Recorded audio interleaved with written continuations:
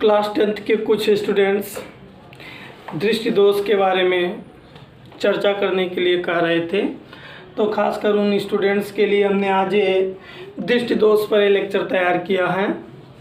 देखो, class 10th में दृष्टि दोष के बारे में बहुत थोड़ा सा परिचय है, बहुत ज़्यादा कुछ नहीं है। तो दृष्टि दोष पर पहले हम लोग चर्चा करते हैं और तुम लोगों का इसका हम नोट भी बनवा देंगे। तो देखो, दृष्टि दोष क्या होता है। तुम सब लोगों को मालूम है कि कोई भी प्रतिबिंब मानव नेत्र में रेटिना पर ही बनता है और रेटिना पर बना हुआ ही प्रतिबिंब हम लोगों को दिखाई देता है। अगर वो प्रतिबिंब रेटिना पर ना बनकर कहीं और बने तो हम लोगों को वस्तु दिखाई नहीं देगी। या दूसरे शब्द में अगर हम कहें तो हम ये कह सकते हैं कि हमको अगर कोई वस्तु दिखाई दे रही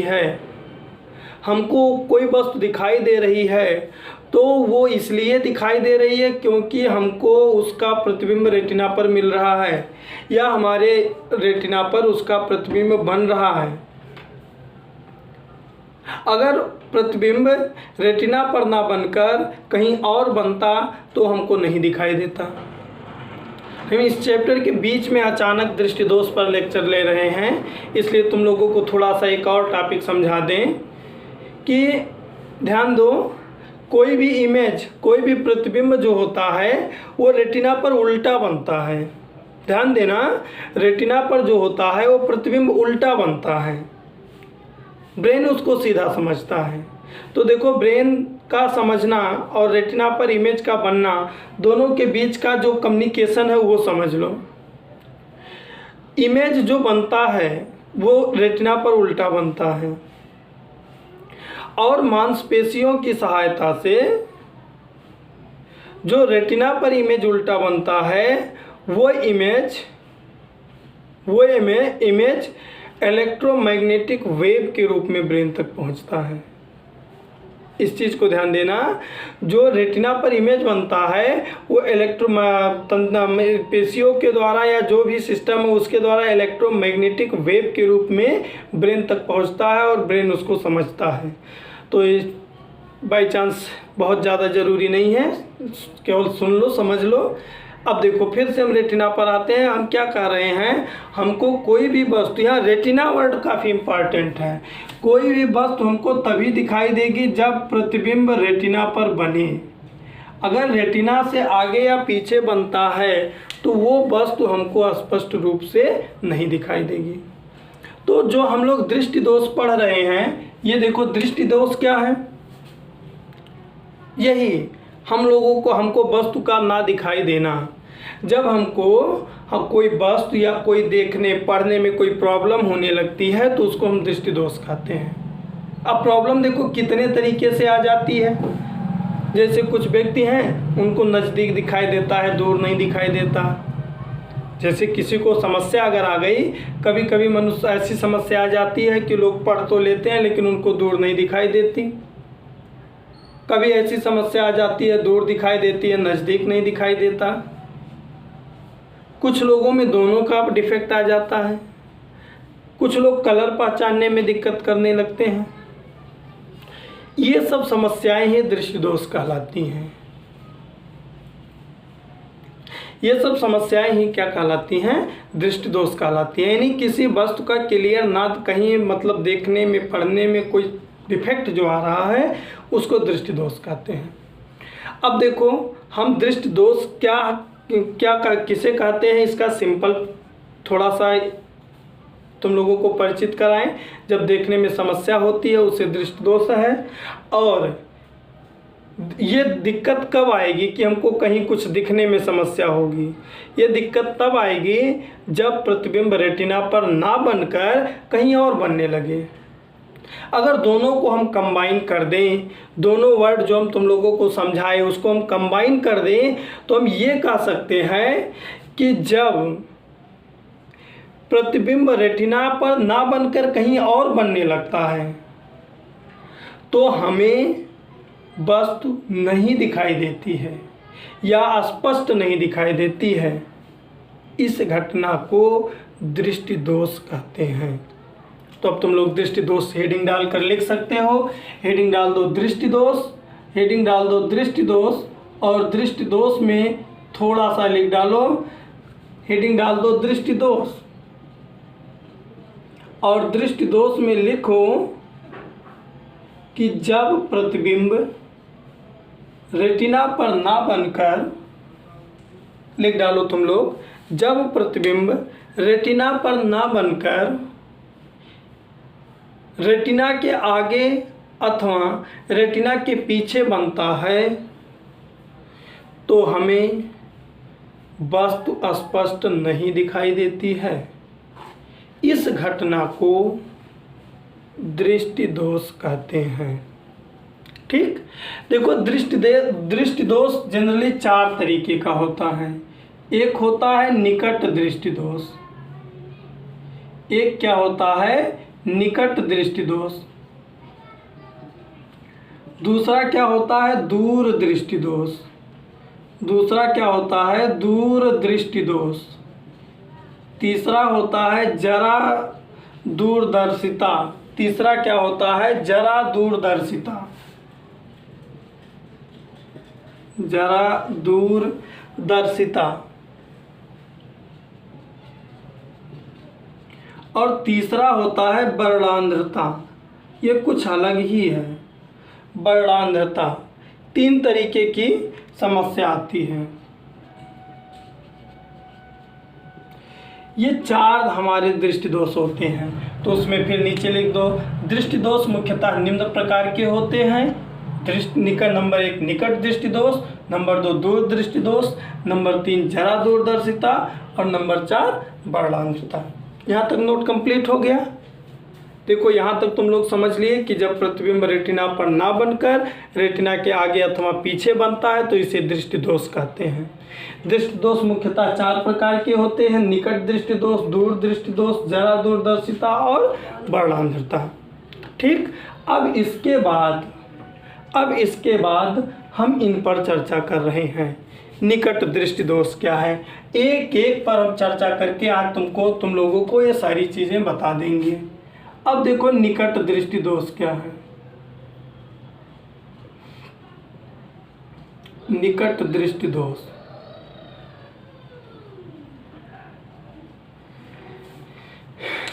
जब बस व्यक्ति को, ध्यान दो, जब व्यक्ति को निकट की वस्तु दिखाई दे, देखो इसके नाम के उल्टा निकट दृष्टि दोष है ना, इसमें निकट की वस्तु दिखाई देगी, दूर की नहीं दिखाई देगी। जब व्यक्ति को निकट की वस्तुएं दिखाई दें, ध्यान देना निकट दृष्टि दोष क्या है।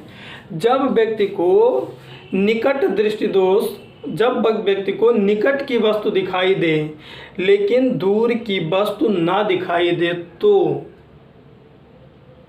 इसे निकट दृष्टि दोष कहते हैं। क्या लिखोगे, जब मनुष्य को, या सीधा सीधा लिखो, इस दोष से पढ़ने याद करने में आसानी होगी।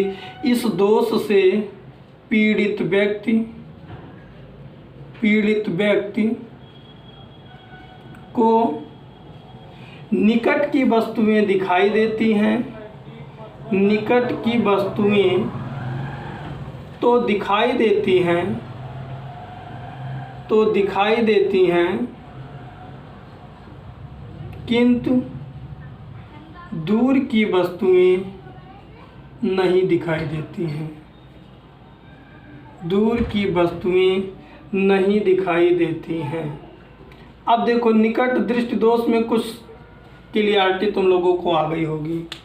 मतलब अगर किसी व्यक्ति को निकट की वस्तु दिखाई दे और दूर की वस्तु ना दिखाई दे तो कुछ लोग कंफ्यूज होते हैं निकट और दूर के, तो कितने को निकट मान लें।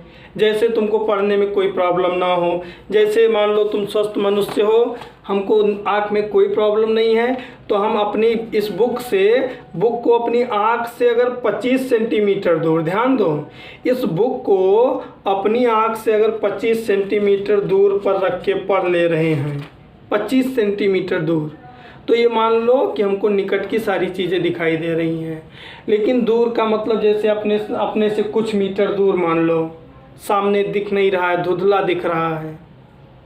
निकट 25 सेंटीमीटर मतलब पढ़ने उड़ने में कोई प्रॉब्लम ना हो, ये मान के चलो कि मुझे नज़दीक दिख रहा है।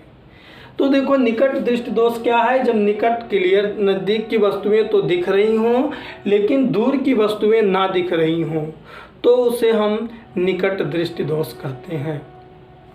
अब देखो निकट दृष्टि दोष का कारण क्या है, ये मनुष्यों में हो क्यों जाता है। निकट दृष्टि दोष तो समझ में आया। निकट दृष्टि दोष का कारण हम तुम लोगों को बताने चल रहे हैं। कारण क्या है, कारण का मतलब किसी व्यक्ति को निकट दृष्टि दोष हो क्यों जाता है, निकट दृष्टि दोष हो क्यों जाता है। निकट दृष्टि दोष होने के दो कारण होते हैं। निकट दृष्टि दोष किसी मनुष्य को होने के दो कारण होते हैं। पहला कारण तो होता है कि नेत्र लेंस की फोकस दूरी बढ़ जाए। पहला तो होता है नेत्र लेंस की फोकस दूरी बढ़ जाए, और दूसरा होता है नेत्र के गोले में लंबापन आ जाए, नेत्र के गोले में लंबापन आ जाए। देखो नेत्र कारण होने का निकट दृष्टि दोष के दो कारण हैं। नंबर एक, लेंस की फोकस दूरी घट जाती है। पहले क्या है, पहला दोष सबसे दिक्कत क्या करता है, नेत्र लेंस की फोकस दूरी घट जाती है। नेत्र लेंस की फोकस दूरी घट जाती है। और दूसरी समस्या क्या है, नेत्र के गोलक में लंबापन आ जाता है। नोट करते चलो।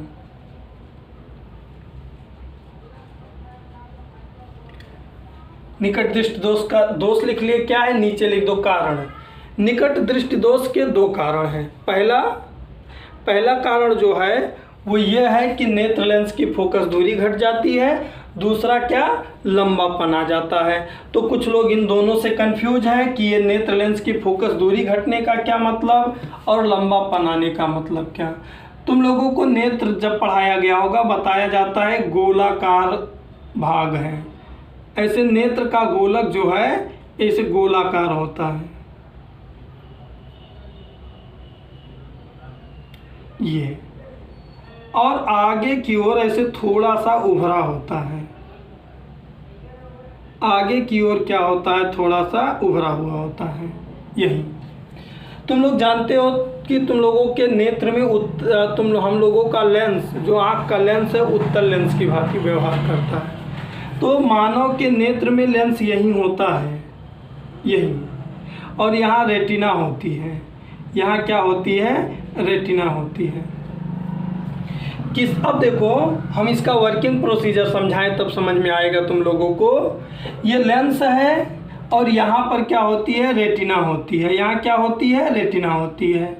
तो जब स्वस्थ मनुष्य होता है तो जब उसके आँख में ऐसे लाइट जाती है, प्रकाश किरणें लेंस से होकर जाती हैं, तो लेंस क्या करता है, ये जो हमारे आँख का लेंस है इसको ये रेटिना पर फोकस करता है। किस पर फोकस करता है, रेटिना पर।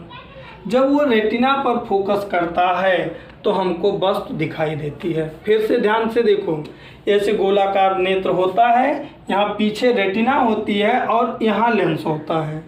तो इस उत्तल लेंस का काम होता है कि इस लेंस पर जो बाहर से प्रकाश किरणें आए तो ये क्या करे, इस रेटिना पर फोकस कर दें ताकि हमको वस्तु रेटिना पर प्रतिबिंब बन जाए और हमको दिखाई दे।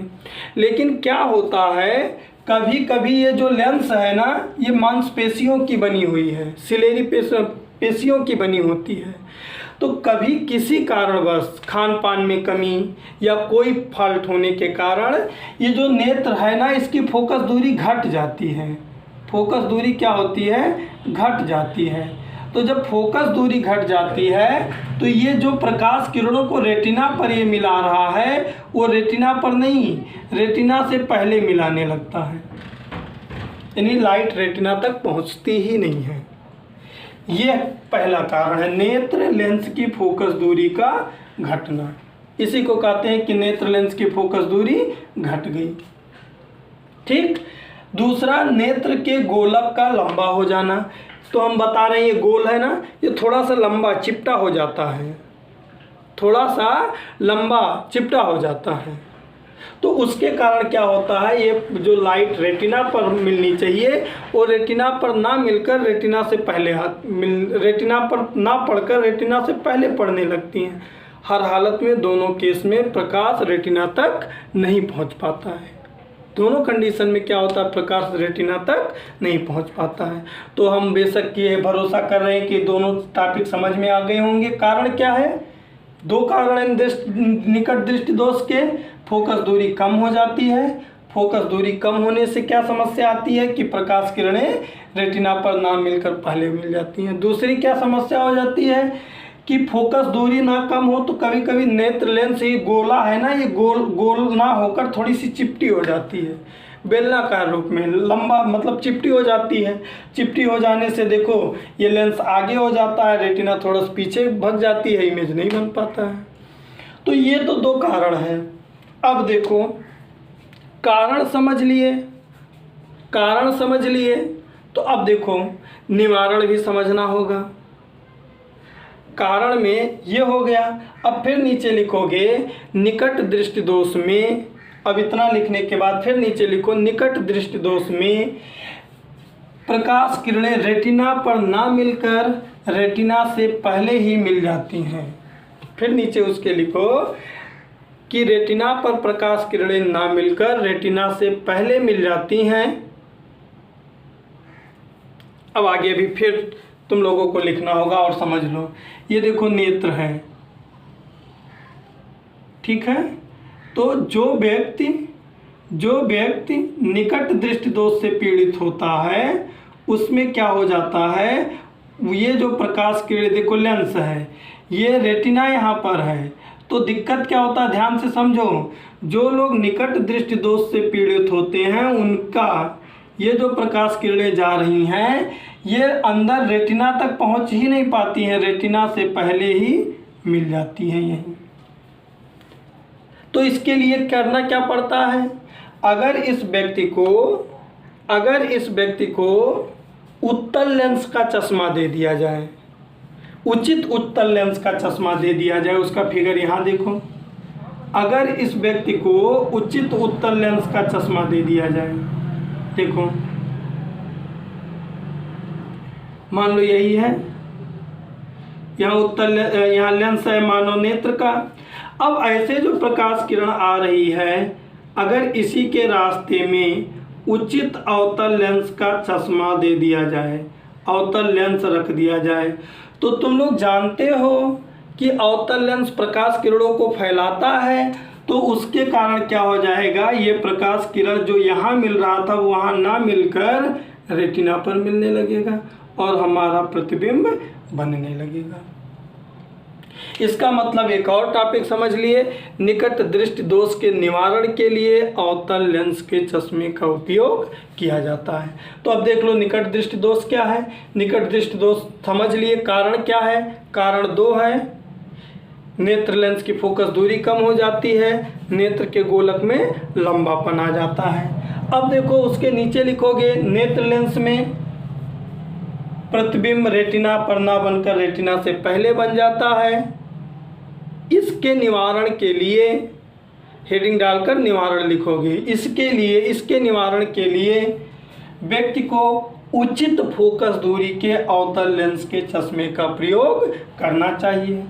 तो अब इसके बाद ये फिगर बना लेना। अब देखो जैसे उसने अवतल लेंस का चश्मा यूज किया, प्रतिबिंब ये जो प्रकाश किरणें यहाँ मिल रही थी अब वो रेटिना पर मिलने लगी, और जब रेटिना पर मिलने लगी तो उसको प्रतिबिंब दिखाई देगा।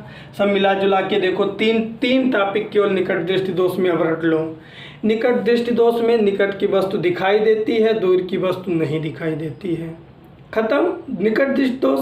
कारण क्या है, इसमें जो नेत्र लेंस होती है उसकी फोकस दूरी कम हो जाती है और गोलक में लंबापन आ जाता है। निवारण कैसे करेंगे, इसके निवारण के लिए हम उचित फोकस दूरी के उत्तल लेंस का चश्मा यूज कर लेते हैं, जिससे प्रतिबिंब रेटिना पर बनने लगता है और हमारी समस्या सॉल्व हो जाती है। अब इसी तरीके से अभी हम तुम लोगों को दूरदृष्टि दोष समझा रहे हैं, तब तक इसे देखो।